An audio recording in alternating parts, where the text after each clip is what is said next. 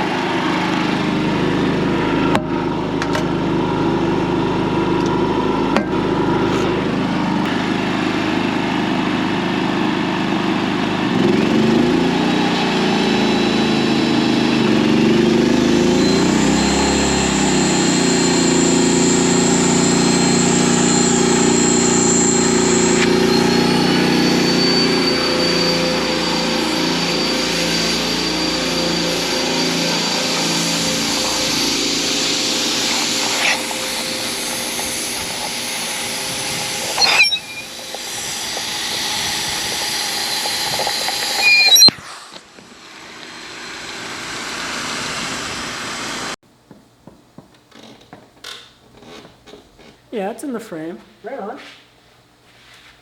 Yeah. Welcome to video number 3. Out of all the videos, this is probably going to be the shortest one. So let's just get to it. In my trailer, got 2 vacuums. Both those vacuums are GV50s. They're made by Vacuum Aid. Now you don't need 2, okay? 1 is enough. Long story short, I ordered a second vacuum because I thought the first one was getting sluggish. That wasn't the case.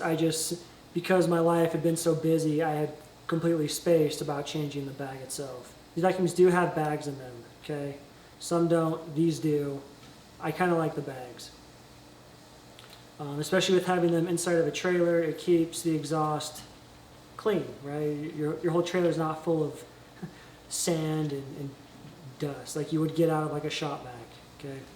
So, 2 vacuums in there, both GV50s. There's a link down there below if you want to get them through Amazon. One thing I should mention too is Vacuum Aid makes several different vacuums. The GV50 is one of their smallest ones, I believe. So look around, see what works best for you. Yeah.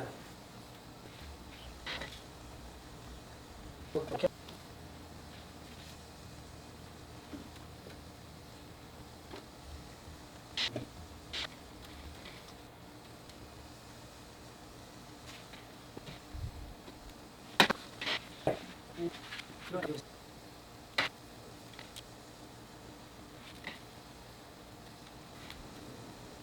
Just call me Picasso.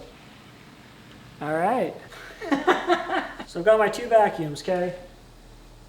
Coming down from the vacuums, you have your brown hoses, okay? Those in my trailer are gray. There's one hose going to each vacuum. You come down, and those tee directly, getting ahead of myself. And those check valves are then hard plumbed into a massive T. The check valves are in the description.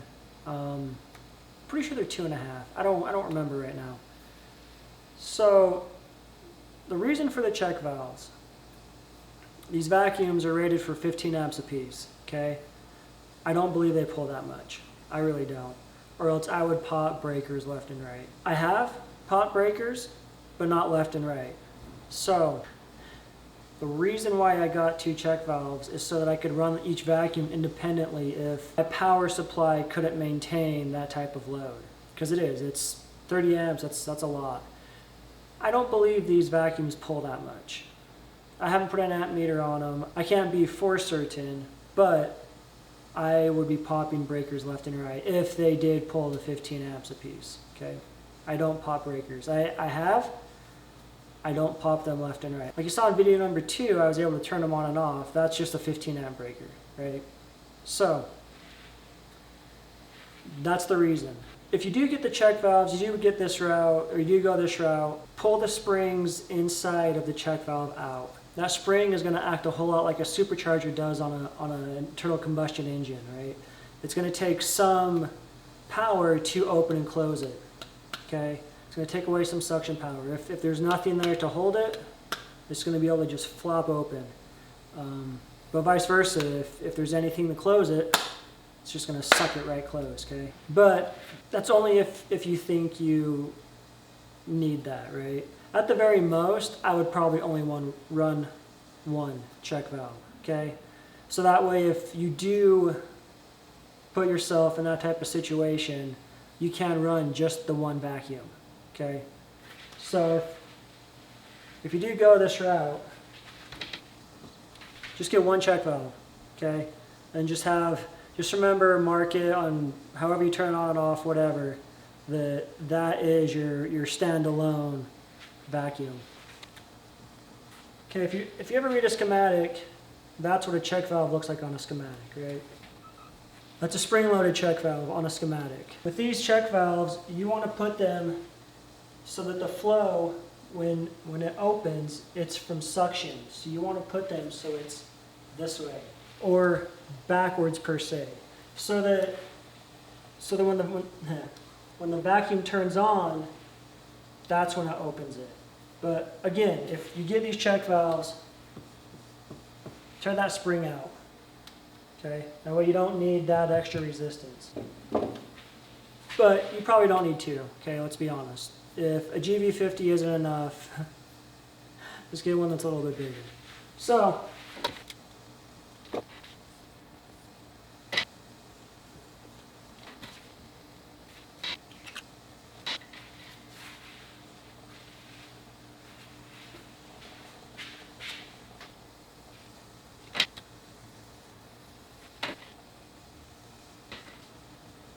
yeah, you can see that. Right on. Okay, so out of the T, you have a hose that comes down, goes up into the reel. Nothing special right there. Okay, a couple couplers that just slide into the T, slide into the reel. The reel is a Coxreel. You can get those off Amazon too. Again, there's a link below. Other supply places carry them as well. If you do anything at all, like literally anything, and you're a mobile detailer, and you don't have your vacuum on a reel, just take your camera, take your phone, set it up, and just record yourself doing interior. Count how many times you touch your vacuum, pick it up, you set it down, how many times you touch it before you get started. Count how many times you kick it around while you're doing the job. Count how many times you touch it when you put it away, okay? And then time it. Like take a stopwatch and actually like time how much time like you mess around with your vacuum. Every time you kick it, touch it, pick it up, and you'll seriously be blown away. Like it's absolutely nuts. Get a vacuum reel. Seriously, you'll be blown away by how time-consuming a vacuum is. I can't stress it enough. Like, yeah, detail kegs are cool. Putting them on reels is really, really efficient. Get it? But your vacuum on a reel, like that's a necessity. Anyways, it's enough. So this is pretty much it. Okay. As far as the power goes, the whole power side, that'll all be in the electrical part, okay? This is just the vacuum side itself.